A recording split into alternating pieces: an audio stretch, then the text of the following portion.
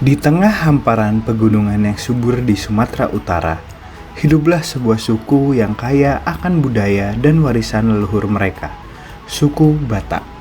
Dengan kehidupan yang erat dengan alam, memiliki pendekatan unik dalam memahami dan mengelola emosi mereka. Mari kita jelajahi lebih dalam tentang kajian emosi dalam suku Batak.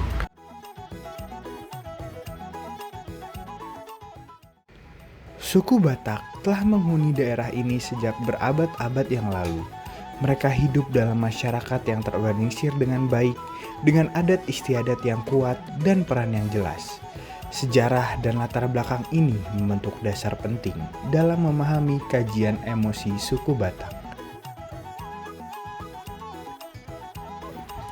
Suku Batak percaya bahwa emosi adalah bagian penting dari kehidupan sehari-hari mereka.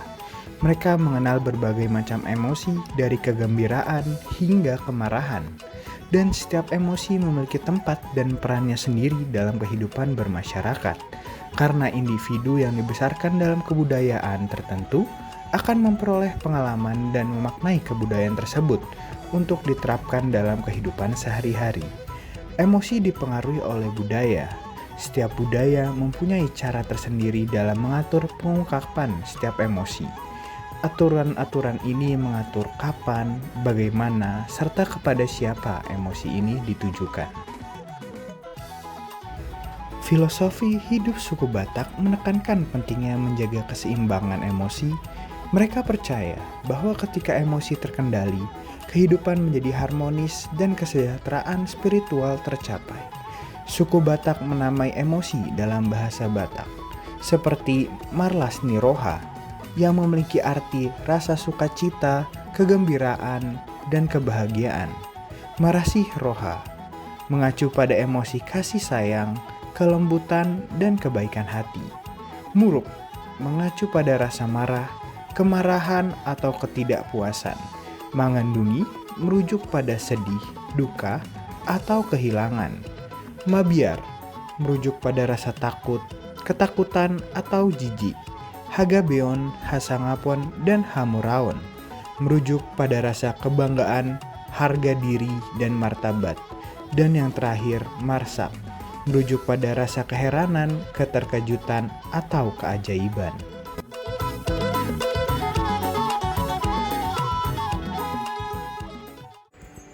Suku Batak menghargai pentingnya ekspresi emosi melalui seni dan musik tradisional mereka. Mereka mengekspresikan kegembiraan, kesedihan, dan berbagai emosi yang mendalam.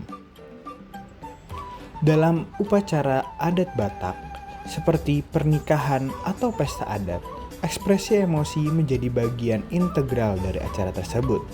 Tarian dan nyanyian dilakukan dengan penuh semangat, menggambarkan kegembiraan dan kebersamaan suku Batak.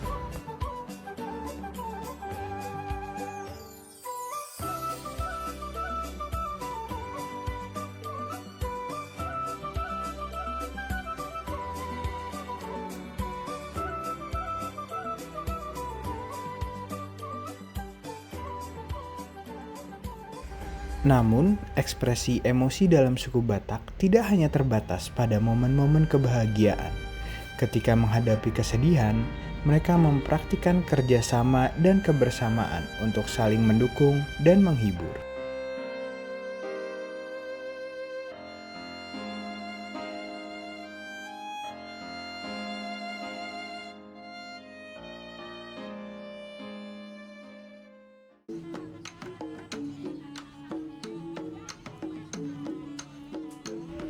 Dalam dunia yang terus berkembang ini, suku Batak berusaha untuk menjaga warisan budaya mereka, termasuk pemahaman mereka tentang emosi.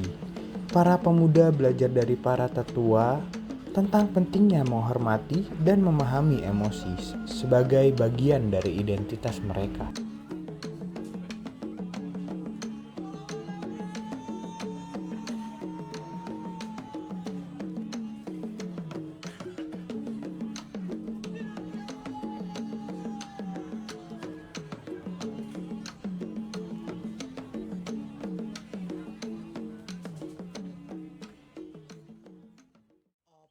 Kajian emosi dalam suku Batak memberikan pelajaran berharga tentang pentingnya menghargai dan memahami emosi manusia.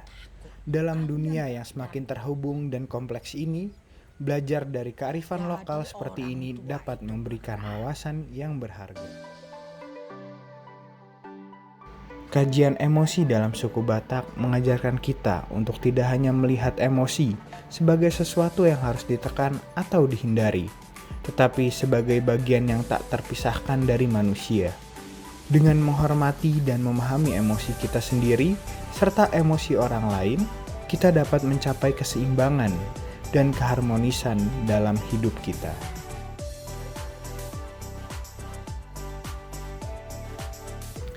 Untuk menambah wawasan kita, mari kita menjelajahi lebih dalam tentang kajian emosi dalam suku Batak. Di dalam budaya mereka, terdapat pemahaman yang mendalam mengenai berbagai nuansa emosi dan istilah-istilah di dalamnya, yaitu seperti Marlas Niroha, merujuk pada rasa sukacita, kegembiraan, dan kebahagiaan.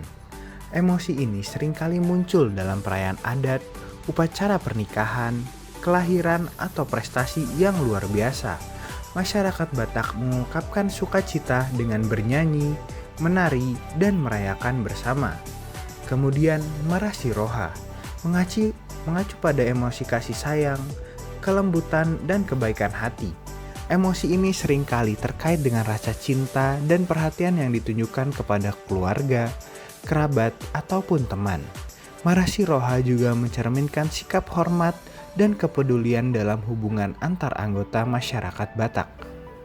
Kemudian Muruk mengacu pada rasa marah, kemarahan, atau ketidakpuasan. Emosi ini dapat muncul dalam situasi di mana seseorang merasa tidak adil, tidak dihargai, atau kepentingannya terancam.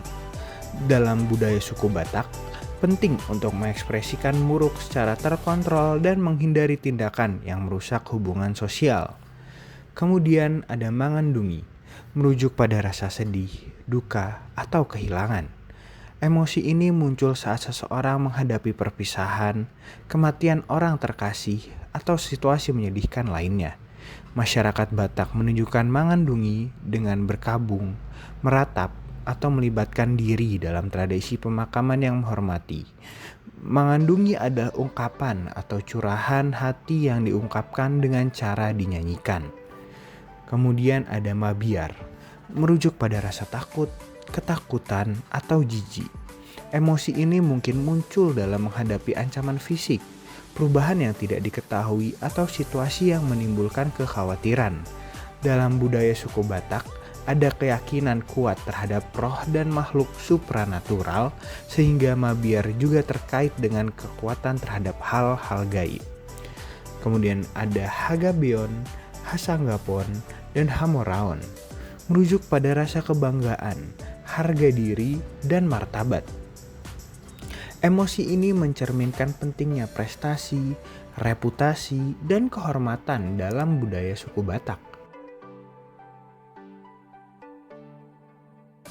Masyarakat Batak seringkali menunjukkan mandailing dengan menonjolkan keberhasilan mereka dan mempertahankan citra yang baik di mata orang lain. Yang terakhir, Marsak. Marsak merujuk pada rasa kecewa, keresahan, dan perasaan gundah. Emosi ini muncul ketika seseorang menghadapi sesuatu yang terjadi di luar harapan mereka, tak terduga, atau resah mengenai masa depan. Masyarakat Batak menunjukkan Marsak dengan reaksi seperti ekspresi wajah terkejut atau menghela napas yang panjang. Terima kasih telah bergabung dalam perjalanan kami untuk menjelajahi kajian emosi dalam suku Batak. Semoga wawasan ini membawa inspirasi dan pemahaman yang lebih dalam tentang kekayaan budaya manusia.